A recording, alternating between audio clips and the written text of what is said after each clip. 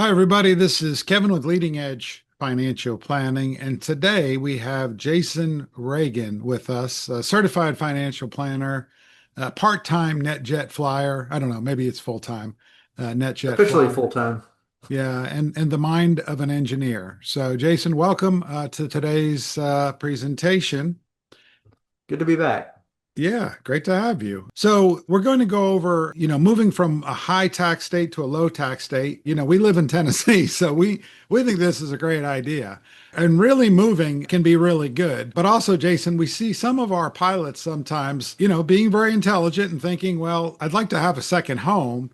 And maybe the second home can be in a low tax state. So, Jason, tell us a little bit about what motivated us to make this presentation. Well, I have several clients now that have done this recently or maybe in the process of buying a home in another state and with the intent to at some point, change the residency to this lower tax state. And unsurprisingly, the states are looking at this trend right now. And I know you have some slides showing some of the states that have high outward migration right now, but the intent of this video is not to, tell you what's appropriate for you, but we just want to, if you do elect to try to do this, we want to make sure that you're thinking through all the things you need to think through in case you are audited by the outgoing state, which is somewhat likely, particularly if you keep your house in the higher tax state. So, Jason, financial people for years, for probably as long as human beings have been alive, like to spread fear. But this is a time that we really think that this is a danger area and we'd like to spread the fear. So please like, subscribe. And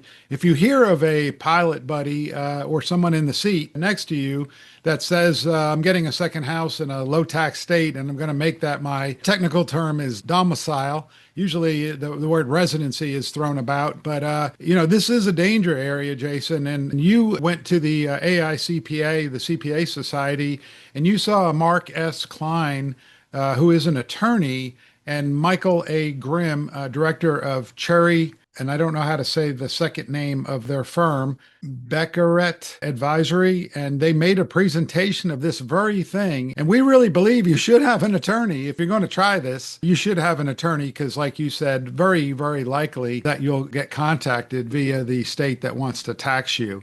So I'm going to go ahead and pull up some great, patterns of migration. That's the fun part about being a financial planner. We get to talk literally about everything. So we're talking here the last 4 years. Okay.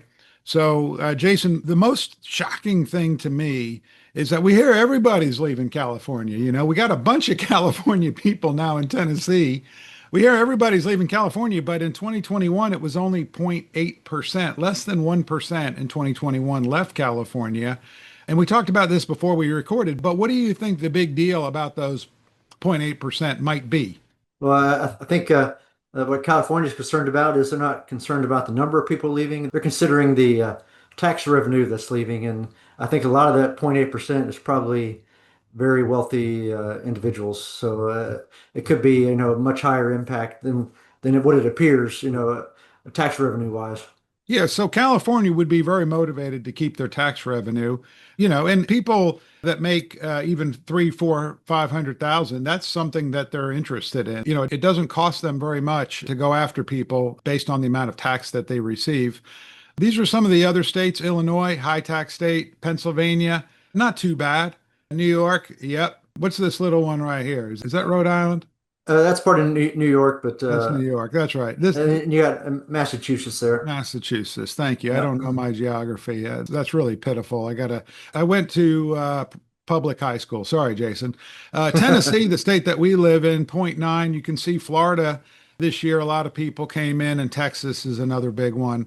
Arizona, Nevada. So non-tax, low tax, no tax, no tax. Tennessee, no tax, and I'm sure there's a few others. But anyway, let's look at 22, Jason. Anything about 2022 that you want to comment on? It looks like 22 was Nevada. It seemed like it was a little bit lower for inbound than the previous year. Yeah, yeah. Interesting enough, some of these states up here got a lot of people coming in. Looks like South Dakota moved up the list there. Yeah, South Dakota Number made it on the five. map. Again, Tennessee had people coming in. 2023, California, this time it's 0.9, a little bit higher. In Tennessee, it was only up 0.9, but it finally made the top 10, Yeah. made number four. Any others that you're particularly interested in? That's the biggie. I saw Tennessee and moved up in the top 10. It was the other years, it was like 11, 12. So it was still, Tennessee's always been up there, but they moved up quite a lot in 2023. So 2022, Florida, again, a lot of people, and Florida's interesting because we hear that some people can't afford the health insurance anymore. Not the health insurance, the property insurance anymore. So this is a little bit different. It's the exact same chart, except it just looks a little bit different. It goes from negative 0.65 to 1.26. Boy, it seems like California's on it every year, Jason. They seem like they're number one. Yeah. So if you're going to leave one of these states that's a high tax state, Jason, what are the first things that someone should consider if they're actually going to move? Well, I think the big thing is, particularly if you're thinking about it from, audit perspective, Hmm. is just be aware that they're going to look at what is your intent. Like, are you truly moving your domicile or your permanent primary place of residence to this other state, or are you just trying to save some money on taxes? So that's going to be the biggie is they're going to look at what is your intent. So, Jason, I've heard this on another presentation where the person said, look, if you're leaving a state, think about the fact that you're divorcing, like divorcing an ex-spouse. Hmm. If you're going to be leaving, separate everything, change everything. Because, one of the things we see with most clients that move is they don't move until they don't actually pick up all their stuff and move to another state typically. Hmm. A client may get an upgrade, go into a new base, maybe living at the base, family still living there. And so, really, it's when you actually leave the place and take all your stuff with you, and then you absolutely should get rid of everything from the old state, your licenses, even your fishing license, everything else, because we'll come to it in a few minutes that it's really you that has to prove you're gone. Yep, the burden of proof is on the individual, so be aware of that. It's definitely guilty until proven innocent. And I know you mentioned moving stuff. That is something they look at. Like, so if you were to buy a house in Florida, for example, and you live in New York, and you move no stuff, that's going to definitely be a red flag for the auditors because you generally move all your prized possessions when you truly move your domicile. All your artwork, all the stuff that's most near and dear to you.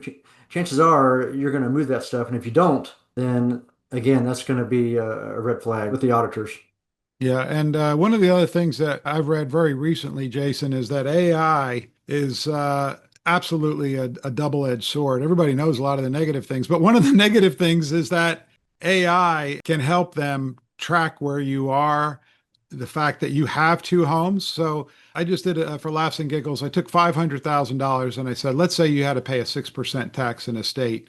It came out to $30,000.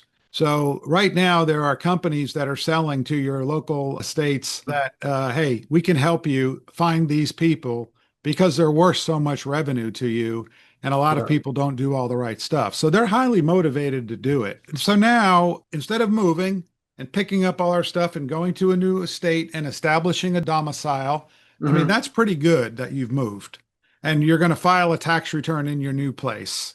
Now, let's say that you keep your house and you go to a new state, and that's going to be your primary residence. You're really going to live there. It's bona fide big. Does it even matter that I say it's really your primary residence? Does the old government care? I think that they do care, especially if they might be losing out on some tax revenue. It's funny, like there is no audit team in Tennessee, like for example, that looks at people that leave Tennessee because they don't care, right? Because Right. they're not getting any revenue, so they don't really care if you leave. It's only these high tax states where it's a big deal, and so I think. Some of the other things they're going to look at is where are your spouse and minor children? Like if you're, say you're I'll just say you're a NetJets pilot and you're out on the road for 7 days and your spouse and your minor children are back at your, residential in your high-tech state, then in the eyes of the state, then you were there as well. Because they also, another thing they assume is spouses live together, right? Unless there's some unusual arrangement, they assume that spouses live together. So if your spouse is at the old house, it's the same basically as you being there. Yeah, so you have a house that's 2,000 square feet. You buy a new house that's 2,001 square feet. Hmm. one more square foot, and you say, I got it. I'm in like Flynn. But your family continues to live in the 2,000 square foot house. Your children continue to go to school there. They're leaving footprints everywhere. Yeah. And so, even though you're out of that house for 186 days or whatever it is, 183 days a year, Jason, you're still going to be presumed to be still living in the old state. And talk a little bit about the fact that, like it's not bulletproof if you're out of the state for 183. We've seen cases where people have been still they have to pay the tax. So, but you mentioned something about people that travel like pilots do, and just please jump into that. I think one thing too, yeah, for somebody that travels, which is probably a lot of the audience watching this video, is the days you're traveling does not automatically. Some people think, well, I'm traveling, so that counts as being present in the my new state, but that's not exactly true. Hmm. Generally, they're going to any days you're traveling, they're going to remove that from the pool of days. Say you're on the road 100 days a year, then that 265 days that's left, they're going to look and say, all right, where did you split your time? Those 265 days that were left. So don't assume that just because you're out traveling that counts as days being in your new state. That's exactly right. When you're traveling out of either state, then it doesn't count towards a benefit. So the amount of audits has gone up tremendously in California, tremendously in New York. I don't know so much about Illinois, but I assume they're getting on the stick as well because there's so much money. I bet Um, they are. yeah. So what do you think is the next important items for traveling to a lower tax state Well, or the moving to a lower tax other state? things to think about is keep in mind too, they have many, many ways that they can track where you are. Cell phone records, credit card statements, Easy Pass. The toll record. They got any number of ways that they can use to track where you are. So don't think you're going to be able to fool them into your actual location. I think minor children being in school is if you have a minor child in school at your old location, you're going to have extremely difficult case to win if you're going to claim that your actual residence is somewhere else. So I would definitely be aware of that. I would, I don't think I would even attempt to. I mean, you're certainly welcome to buy a house in a low tax state with the intent to move there at some point, but I would not recommend trying to change your residence while you still have a child in school at your old state. Sorry, I'm looking down, looking at some of my notes from that presentation. Well, Other Jason, things let to me think jump in about, for, let me just homestead exemptions is another biggie they mentioned. Homestead exemption is usually you'll get a cut on your decrease in your property taxes. So if you are gonna move to this new tax state, you need to be sure that you file the paperwork to remove that homestead exemption from your previous residence, right? Because if you still have that on there, then that's going to be a huge check mark against you in any kind of an audit. Jason, let me Um, just mention yeah. something. In preparation for this video, I mean, I looked at some of the cases, and some of them are kind of funny and ridiculous, but they're not funny or ridiculous when it's you. One taxpayer, his dog stayed back in New York, and that was one of the litmus tests they used that he was going to return there. So if you don't bring your pets, another person had a phone in their new tax state and they kept it in their apartment the whole time. And they said, "Hey, look, I was here the whole time." And the state said, "Look at all these credit card bills all over outside of that area." So not only are you going to pay us, but you're also deceiving us by saying that the cell phone shows that you were in that state. We know that's BS. And then there's Mhm. also all of these types of businesses that will sell you something to try to make it look like you're in that state. But it's very difficult. And we'll say this for a second time. This is the second of maybe three or four times, is that you are guilty. If you can't prove without a shadow of a doubt, and I say without a shadow of a doubt, Jason, because they're the judge and the jury. The state that you moved out of, you really have to knock them over the head and say, look, I'm gone. And so if you have two houses, it's kind of difficult. So what was the next thing that you were going to say? I was going to say, I can't remember what my previous point, but your point about being gone is that's just something that, and I can't remember. I wish I could remember that point I was trying to make because it was fairly pertinent. But the biggest point I want to make is where you talked about the judge and the jury. It's up to you to prove your innocence. Right. And if you can't, then they're gonna. Oh, and it's also good to point out is the penalties for if they do find that if they feel that you've not actually moved your residence. Of course, you're gonna owe any back taxes that you didn't pay, plus a 25 to 50% penalty. What? And yeah, I didn't hear that part. yeah, and if you don't like that, then it's up to you you'll then have to take them to tax court. So the onus is on you to take, and of course that's going to cost money as well to bring a case against your outgoing state. Okay. So I think big picture, and again, the point of this video is not to lay out all the hard and fast rules, but if you want to know hard and fast like rules, you need to talk to a tax attorney in the state that you're leaving. I'm assuming it's the high tax state, somebody that's dealt with these audits. The intent of our video is just to get you to think about these things and to reach out to one of these attorneys if you think you might be a little bit questionable, possibly. Yeah.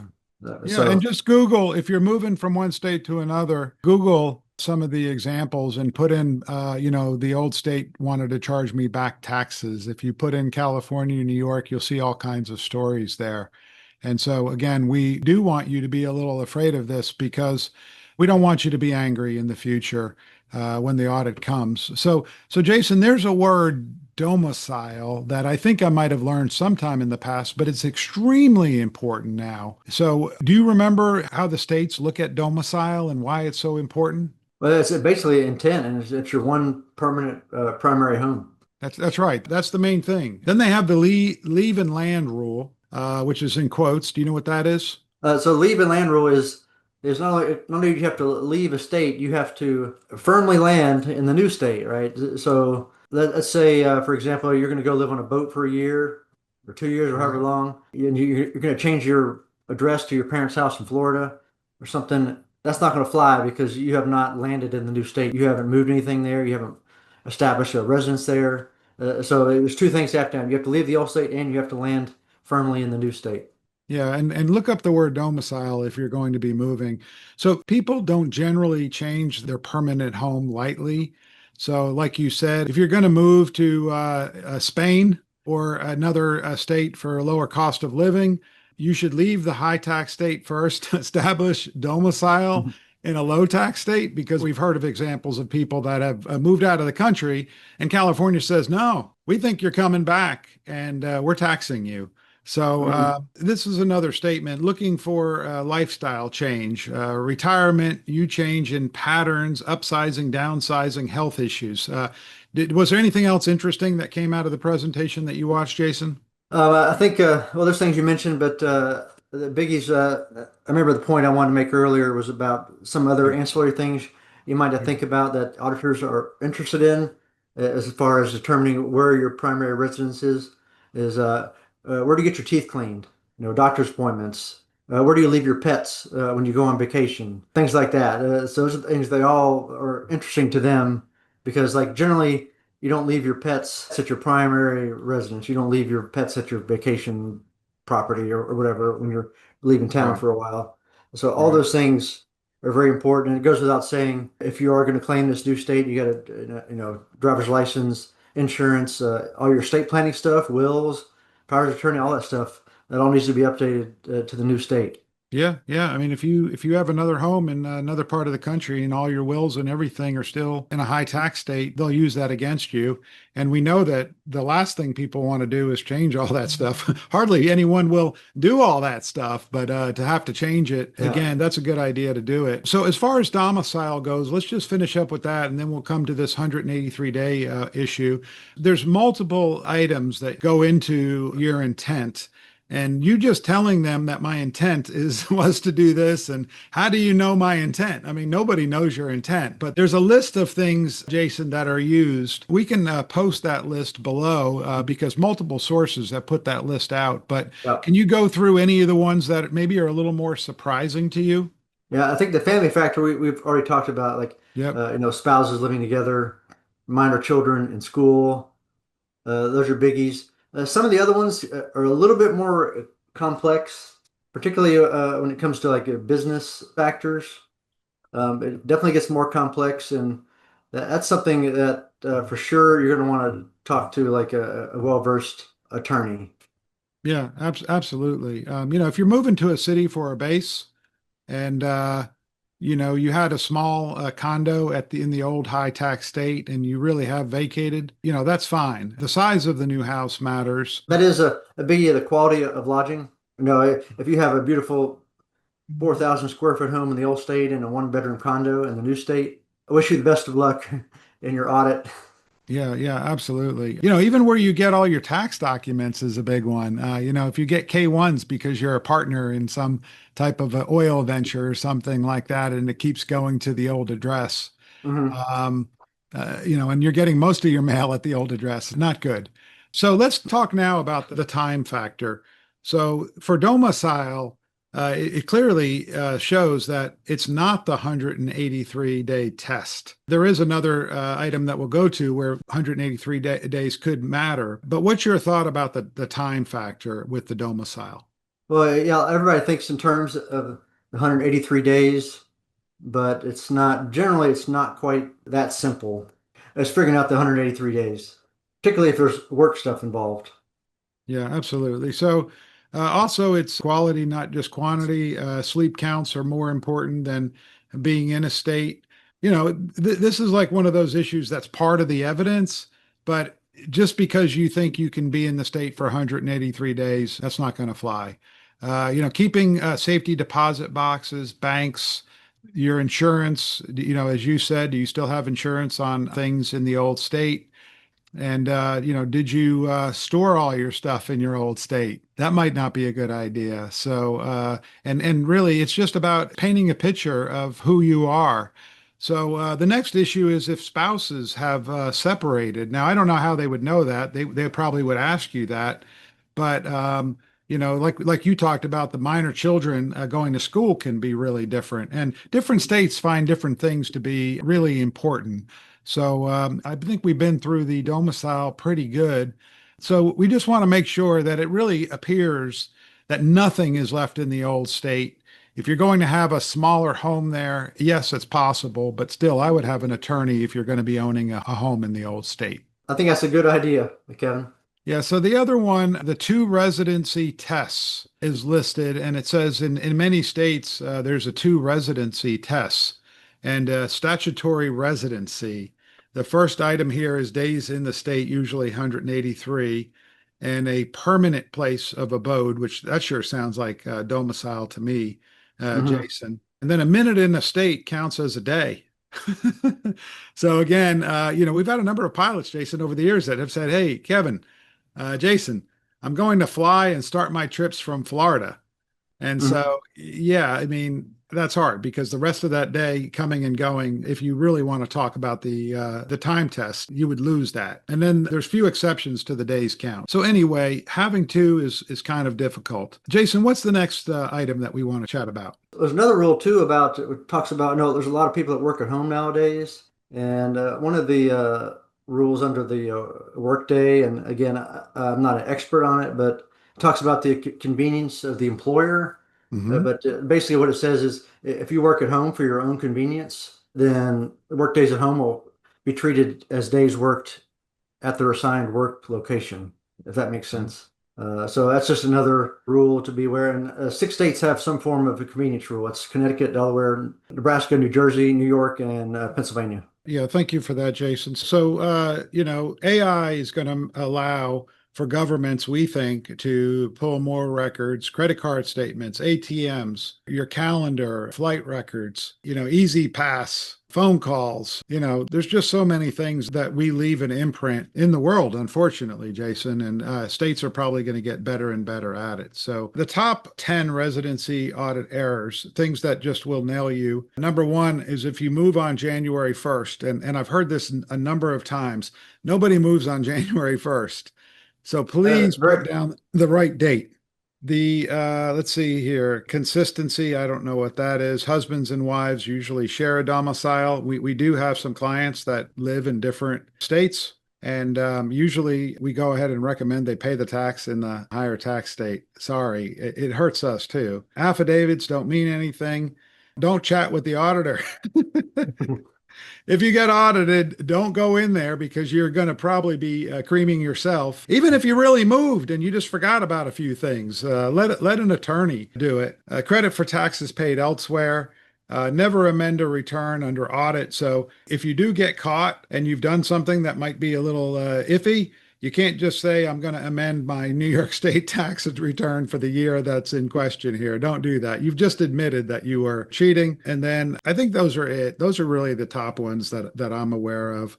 So, Jason, bringing it down here to the end, what are your most important comments around this issue? Probably most important comments is if you are going to do this, like you already said multiple times, consult with, it's probably worth the expense to consult with the attorney in your state that you're leaving because they're going to be experienced with these audits and know exactly what kind of records the state's going to be looking for. We're just trying to give you general idea, of what to look for. That's probably the biggie. And probably the second one is if you kind of thinking that for a lot of people, it might not be worth it to try to even do this. Like when you figure the hassle and expense of trying to establish a new abode somewhere else and buy a house and move some stuff there or buy new stuff to furnish this house, and you got another house you got to pay upkeep on, property taxes. Is it really worth it, to possibly get, caught in some audit, So if you're going to do it, I would definitely do it if you truly want to, you've always wanted to live in Tennessee, so now you're going to go to Tennessee. But if you're doing it just to try and save some money on taxes, I'm not convinced that it's really worth it. But And don't rent it out in Airbnb either. That's not good. But no, thank you, Jason. I think my comments are if you're not going to sell a house and move to a new house, please get an attorney. We do not love paying attorneys. Nobody does. But that hassle factor that you're talking about, if you hear of anyone that says, I'm going to buy a new house and it's in a low tax state or no tax state, tell them, I've heard that you really need to get an attorney if you're going to do this. Now, if you're getting a second house, you live in New York, you're getting a second house in California, I'm sure you're fine. But if you're moving to one of the low tax states, just assume that you're probably going to get contacted. If you do it year after year, your risk goes up. But again, we think it's going to be easier and easier to catch people. And even if you have done it the right way and you've actually moved from one state to the other, it's still possible that that state could contact you and say you're guilty. And then you're going to have to go through all the trouble of proving innocence. And they will have pulled a lot of records. It's going to cost you time, money. The anger factor is extremely high. And so please don't take this lightly. Jason, thanks so much for joining us today. You have the final words. Nope, but just be careful. Tennessee is great, but just be sure if you're coming to Tennessee or any of the no tax states, just be sure we want to be sure you do it correctly. 'Cause we don't want you to pay any money that you don't need to pay. Absolutely. Thank you, Jason. Yep. Take care, Kevin.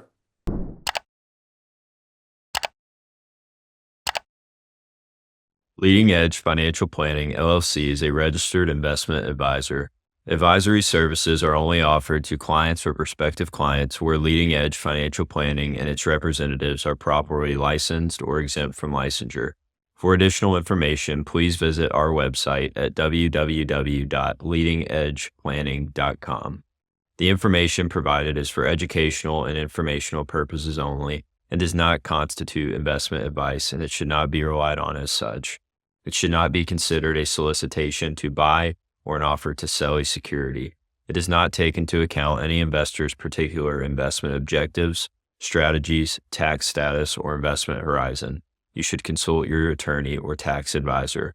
The views expressed in this commentary are subject to change based on market and other conditions. These documents may contain certain statements that may be deemed forward-looking statements. Please note that any such statements are not guarantees of any future performance, and actual results or developments may differ materially from those projected. Any projections, market outlooks, or estimates are based upon certain assumptions and should not be construed as indicative of actual events that will occur. All information has been obtained from sources believed to be reliable, but its accuracy is not guaranteed. There is no representation or warranty as to the current accuracy, reliability, or completeness of, nor liability for decisions based on such information, and it should not be relied on as such.